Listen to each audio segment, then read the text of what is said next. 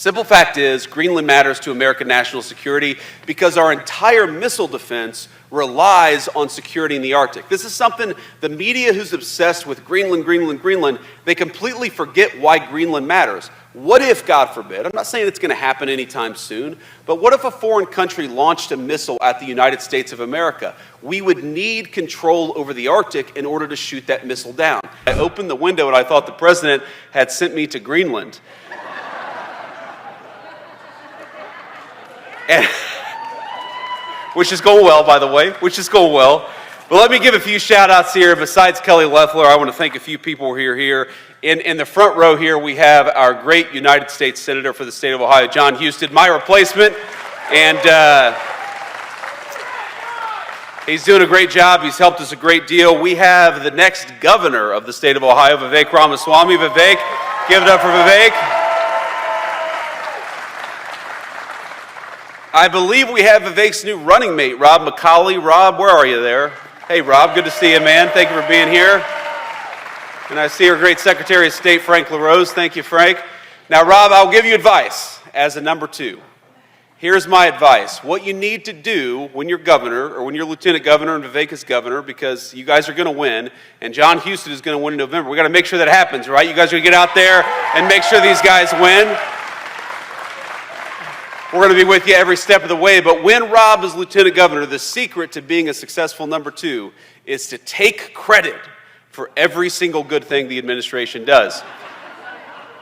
And when anybody criticizes the administration, you can step back and say, that was not me, that was number one. That is how you be a successful lieutenant governor for the state of Ohio. That's my approach as vice president of the United States. And I see my dear friend, Jay Edwards, who's running for treasurer. Jay, it's good to see you, man. Thanks for everything that you've done for our state and our country.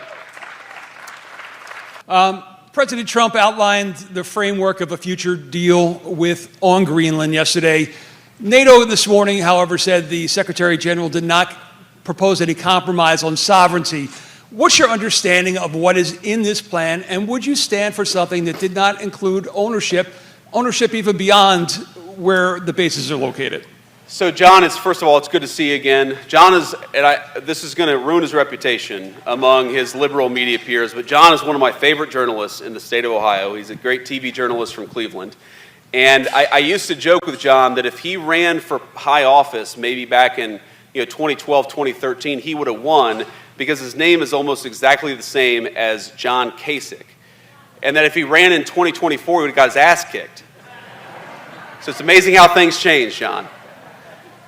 But I see you're still doing great things on Greenland. First of all, we're here to talk about the great American comeback. And that's what the president is focused on. That's why the president went to Davos. You know why? Because he wants more investment from all over the world in the United States of America.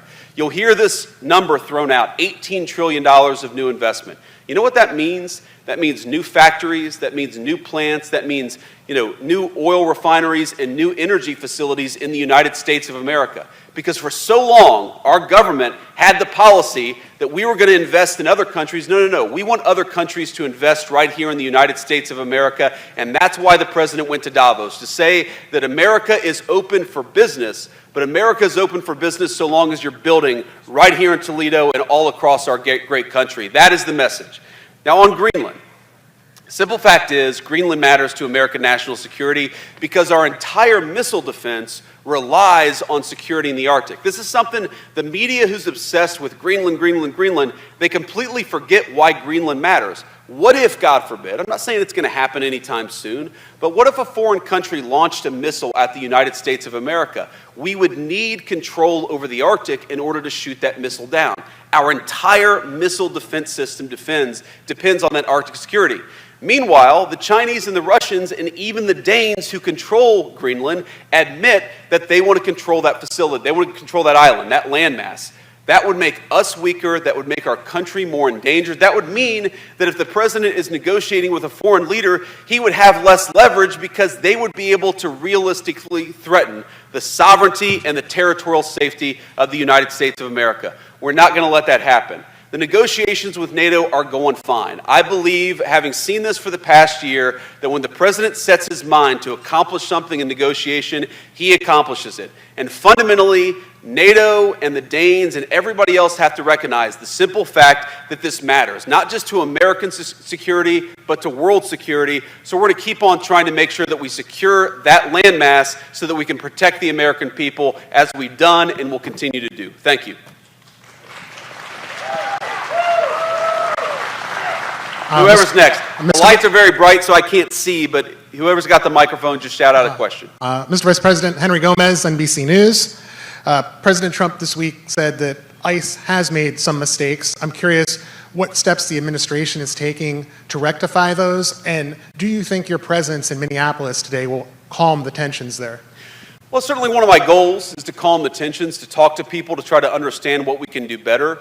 You know, when the president says that that mistakes have been made, you know, my thought on that is that, well, of course there have been mistakes made, because you're always going to have mistakes made in law enforcement. I mean, we all know this. Probably every single person in this room knows a police officer. 99% of our police officers, probably more than that, are doing everything right. Some people are going to make mistakes. That's the nature of law enforcement. But the number one way where we could lower the mistakes that are happening, at least with our immigration enforcement, is to have local jurisdictions that are cooperating with us. There are some very basic things that would make Minneapolis look Memphis, Tennessee, a blue city where you do not have this chaos in immigration enforcement, because the local police and the local authorities are cooperating with us. So when you look at Memphis, Tennessee, or Austin, Texas, or any other community virtually across the United States of America, and you don't see the same level of chaos in Minneapolis, the natural conclusion is that it's not what ICE is doing in Minneapolis, it's what Minneapolis authorities are doing to prevent ICE from doing their jobs. And that's exactly what's happening.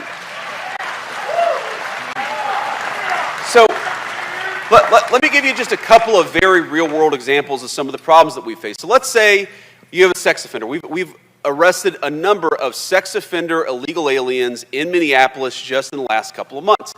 But that person, because they're an illegal alien, we don't know where they live. We don't know their address.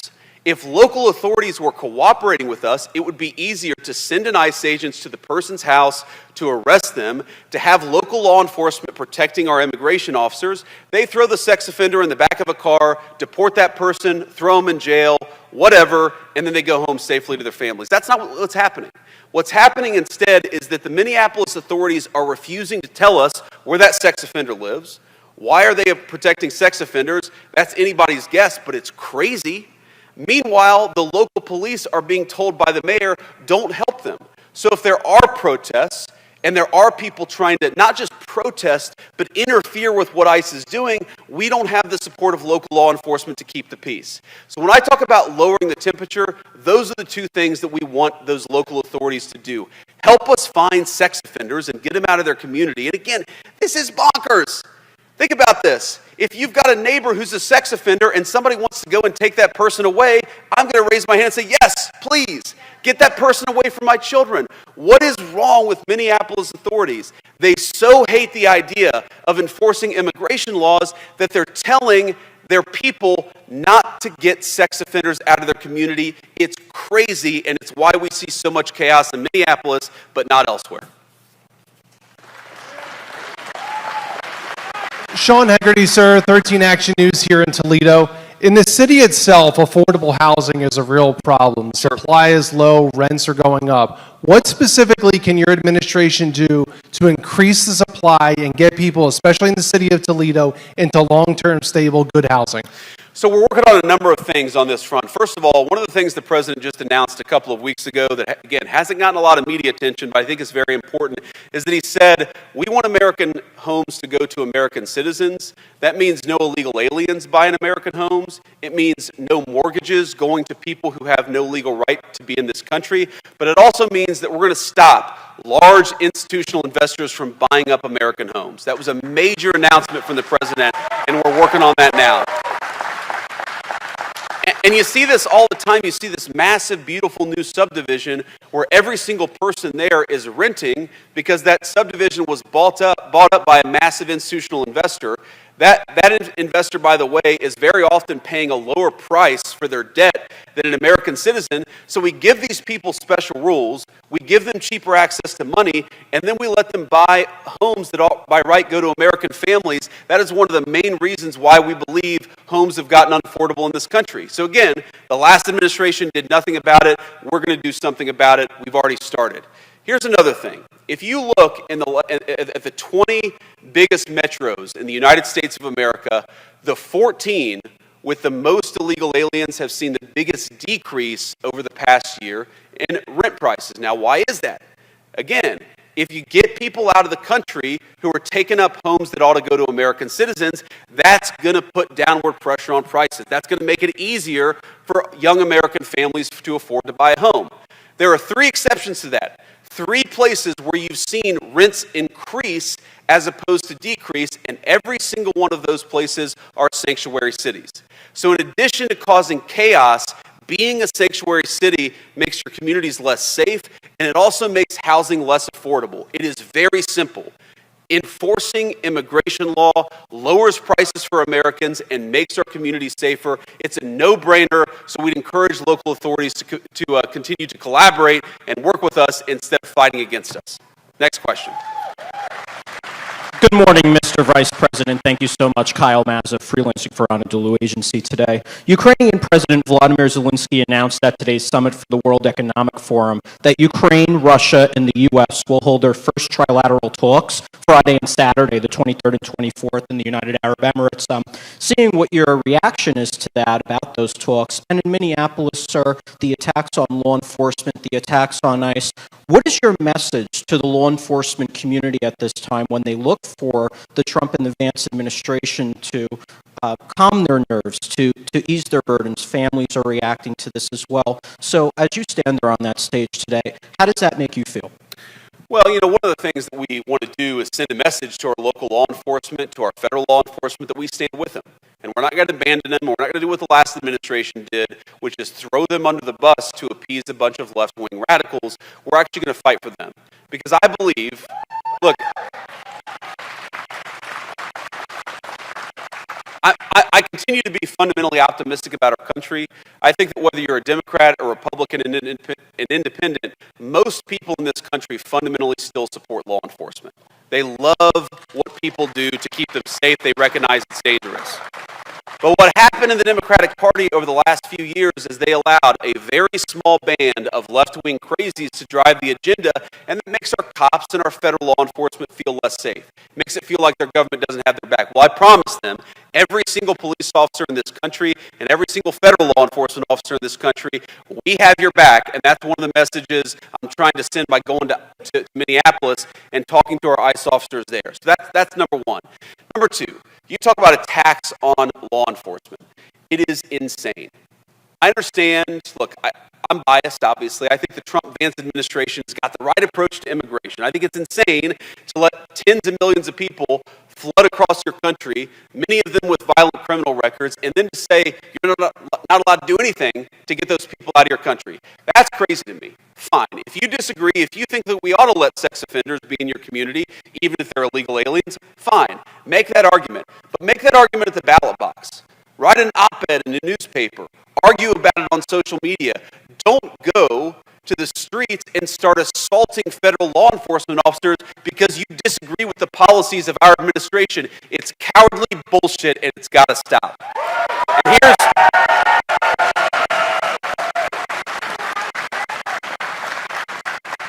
And here's the excuse my language to all the kids there. I'm sorry. Got a little fired up. I was raised by a woman who cussed a lot, so sometimes I do too. My wife's on me. We're working on it. But here's the final point about this. People who assault federal law enforcement or local law enforcement will be shown no quarter. I just, probably 5 minutes before I got on stage, I got a message from our great Attorney General, Pam Bondi. You know what Pam said to me? That they finally arrested the ringleader of those church protests in Minneapolis.